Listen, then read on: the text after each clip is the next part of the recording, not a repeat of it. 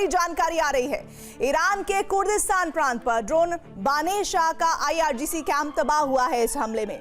और बड़ी खबर इस वक्त ये, ईरान के हमले लगातार जहां हो रहे हैं वहीं इजराइल भी ईरान पर अटैक कर रहा है और ईरान के कुर्दिस्तान प्रांत पर ड्रोन अटैक हुआ है। बाने शाह का IRGC बेस जो है वो तबाह इस अटैक में हुआ है। बड़ी खबर आ रही है, लेबनान की राजधानी बेरूत में भीषण बमबारी हुई है। रॉकेट हमलों से बेरूत की कई इमारतें ध्वस्त हुई हैं। इजराइल ने खंडर बनाया है बेरूत का बड़ा हिस्सा। ये देखिए, ऊंची ऊंची जो इमारतें हैं, गाड़ियां हैं, सब कुछ तबाह हो गए हैं। विध्वंस की जद में कुछ भी बचा नहीं है। बेरूत की ये तस्वीरें जहां बड़ा हिस्सा खंडहर में तब्दील हो गया है। तो अरब में युद्ध का जिस तरह से विस्तार हुआ है उससे अमेरिकी राष्ट्रपति डोनाल्ड ट्रंप की मुसीबत बढ़ गई है। ईरानी मिसाइलों की आंधी के चलते अमेरिकी राजधानी वॉशिंगटन में आपातकाल लग गया है। अमेरिका में यह आपातकाल इसलिए लग गया है क्योंकि अमेरिका के पास इंटरसेप्टर मिसाइलों की कमी हो गई है। इस कमी को दूर करने के लिए ट्रंप को एक के बाद एक कई हाई लेवल मीटिंग करनी पड़ रही है। सवाल यही है कि अगर मिसाइलों की ये कमी दूर नहीं हुई तो अरब में ट्रंप सेना का क्या हश्र होगा। ईरानी सेना का दावा है कि उसने अरब में अमेरिका के 2 थर्ड एयर डिफेंस सिस्टम को जला दिया।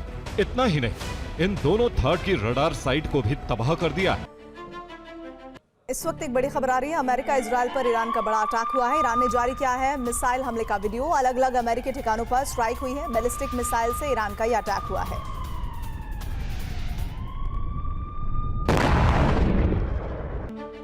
ईरान के ड्रोन और मिसाइल चक्रव्यूह में ट्रंप और उनकी सेना बुरी तरह से फंस गई है। ट्रंप को युद्ध के दौरान एक साथ कई चुनौतियों का सामना करना पड़ रहा है। अब से कुछ देर बाद अमेरिकी सीनेट में वोटिंग होने वाली है। अमेरिकी सीनेट में यह फैसला होगा कि ईरान पर अमेरिका का हमला सही है या गलत। अगर गलत साबित हुआ तो ट्रंप अपने घर में ही घिर जाएंगे। उधर ट्रंप की दूसरी मुश्किल यह है कि ईरान से जो जंग चल रही है वो अमेरिका को बहुत भारी पड़ सकती है और ईरान के सस्ते ड्रोन साथ ही मिसाइलों को इंटरसेप्ट करने के लिए अमेरिकी एयर डिफेंस सिस्टम को 200 से 250 करोड़ की मिसाइलें फायर करनी पड़ रही है।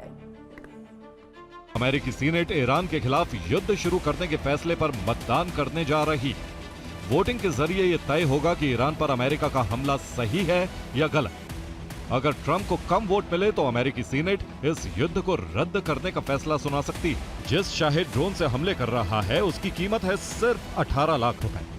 ईरान फतेह 110 बैलिस्टिक मिसाइलों से भी अटैक कर रहा है। इसकी कीमत 1 करोड़ रुपए है। Iran short range ballistic missile Zulfiqar भी फायर कर रहा है। इसकी कीमत है 4 करोड़ 60 लाख रुपए। ईरान के सस्ते ड्रोन और मिसाइलों को इंटरसेप्ट करने के लिए अमेरिका को 150 से 200 करोड़ रुपए की मिसाइलें दागनी पड़ रही। थर्ड एयर डिफेंस सिस्टम की एक इंटरसेप्टर मिसाइल की कीमत है 140 करोड़ रुपए। SM-3 एयर डिफेंस सिस्टम के प्रति शॉट में 258 करोड़ रुपए की मिसाइलें खर्च होती। अमेरिका अगर पेट्रियट एयर डिफेंस सिस्टम से इंटरसेप्टर मिसाइल फायर करता है तो उसकी कीमत है 37 करोड़ रुपए।